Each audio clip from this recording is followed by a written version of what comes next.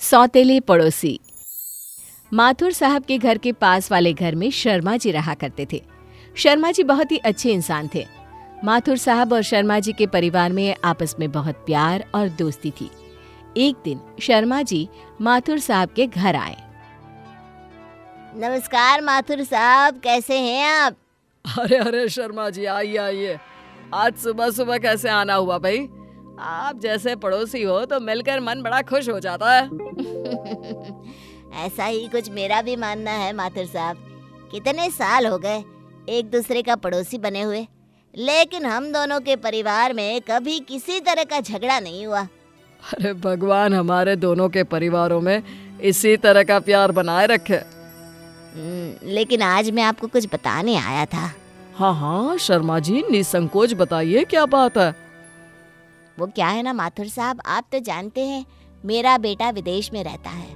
कल ही उसका फोन आया था, बहू को बच्चा होने वाला है। तो मैं और मेरी पत्नी 6 महीने के लिए अपने बेटे के पास जा रहे हैं। अरे भाई शर्मा जी, आप तो चले जाएंगे, लेकिन मुझे आपकी बड़ी याद आएगी। और 6 महीने तक आपका खाली घर देखकर मेरा तो मन ही नहीं लगने वाला।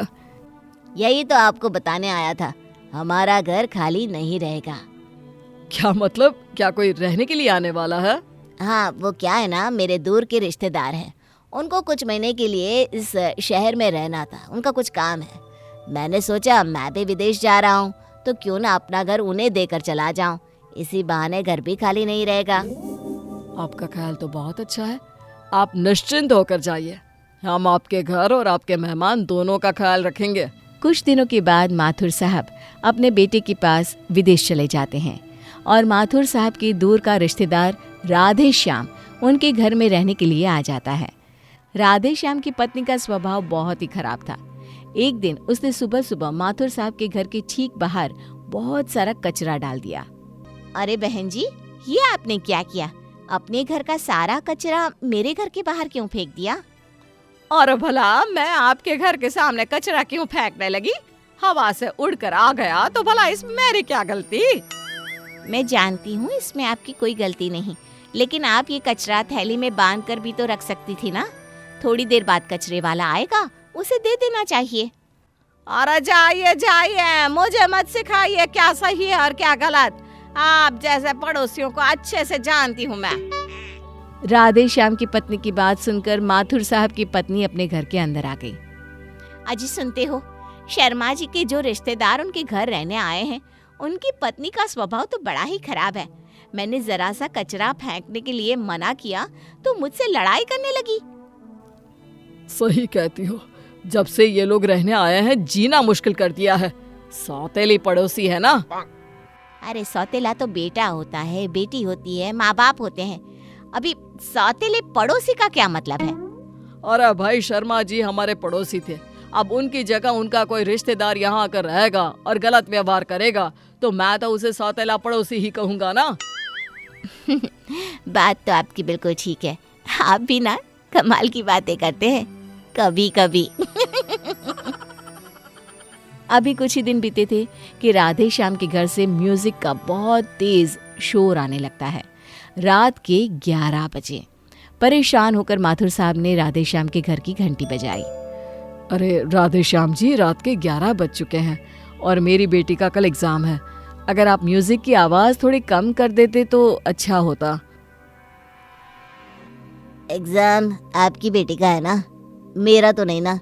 अरे मैं क्यों म्यूजिक की आवाज कम कर लूंगा? मेरे घर में पार्टी चल रही है, पार्टी मेरे बेटे के जन्मदिन की है, तो मैं तो अपने बेटे का जन्मदिन मनाऊंगा ना। अरे मैं मानता हूँ आपकी बेटे का जन्मदिन है राधे श्याम जी, लेकिन इसी तरह तेज आवाज में गाने चलते रहे तो मेरी बेटी का एग्जाम खराब हो जाएगा। अरे तो इसमें मैं क्या करूँ? अपने बेटे का जन्मदिन भी ना मनाओ, जाइए अपने घर जाइए। माथुर साहब दुखी होकर अपने घर लौट आते हैं और सारी बात अपनी पत्नी को बता देते हैं। रोज किसी न किसी बात पर राधे श्याम माथुर साहब और उनकी पत्नी को परेशान किया करते थे। कुछ दिनों के बाद माथुर साहब को किसी काम से अपने परिवार के साथ 2 दिन के लिए बाहर जाना था। राधे श्याम जी, मैं जरा अपनी पत्नी और बेटी के साथ 2 दिन के लिए शहर से बाहर जा रहा हूँ।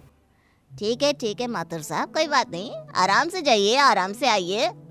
वो क्या है ना भाई साहब, मेरी बेटी का एक ज़रूरी कागजात डाक से आने वाला था। अगर आप उसे संभाल कर रख लेते तो बड़ी मेहरबानी होती। और क्यों नहीं बहन जी, आप चिंता ना करें। आपके घर कोई भी डाक आएगी तो मैं उसे संभाल कर रखूंगी। जाइए आराम से। माथुर साहब अपनी पत्नी और बेटी के साथ शहर से बाहर चले जाते हैं। 2 दिन के बाद जब लौट कर आते हैं, बहन जी, मेरी बेटी का कागज डाक से आने वाला था, मैंने बताया था ना आपको। आया है क्या? अरे क्या बताऊं, मैं 2 दिन से सर में इतना दर्द था कि किसी भी चीज पर ध्यान ही नहीं दे पाए। अरे आप मुझे बस इतना बता दीजिए कि क्या डाकिया कोई डाक लेकर आया था? हाँ आया तो था, आपके घर की घंटी भी बजाई थी, उसके बाद हमारे घर पे आया था। लेकिन मैंने कहा ना, मेरे सर में बहुत दर्द हो रहा था तो मैंने तो डाक लेने से मना कर दिया। है? ये आपने क्या किया बहन जी? उस डाक में मेरी बेटी के एडमिशन के कागज थे। अगर वो हमें नहीं मिले तो मेरी बेटी को कॉलेज में एडमिशन नहीं मिल पाएगा। तो आप क्या चाहती है? मैं खराब तबीयत में भी आपके दरवाजे पर बैठकर आपकी डाक आने का इंतजार करती? अरे मेरे कहने का वो मतलब नहीं है बहन जी। तभी वहाँ माथुर साहब आ जाते हैं और अपनी पत्नी और राधेश्याम की पत्नी की बातें सुन लेते हैं। रहने दो, मैंने तुमसे कहा था ना कि ये हमारे पड़ोसी नहीं, सौतेले पड़ोसी हैं। इन्होंने हमारे साथ ठीक वैसा ही व्यवहार किया है जैसा कोई सौतेला करता है। अब इनसे बात करने का कोई फायदा नहीं। ठीक उसी वक्त माथुर साहब के पास एक आदमी आता है जो उनके घर से कुछ दूरी पर ही रहा करता था। अरे माथुर साहब, आपके घर के बाहर ये लिफाफा पिछले 2 दिन से पड़ा हुआ था। मुझे लगा कुछ जरूरी कागज होगा, इसलिए मैं उठाकर अपने घर ले गया था। आपका बहुत बहुत धन्यवाद भाई साहब। आप जानते नहीं आपने हमारी कितनी मदद की है। वरना अगर सौतेले पड़ोसी के भरोसे रह जाते तो मेरी बेटी का तो एडमिशन ही नहीं हो पाता।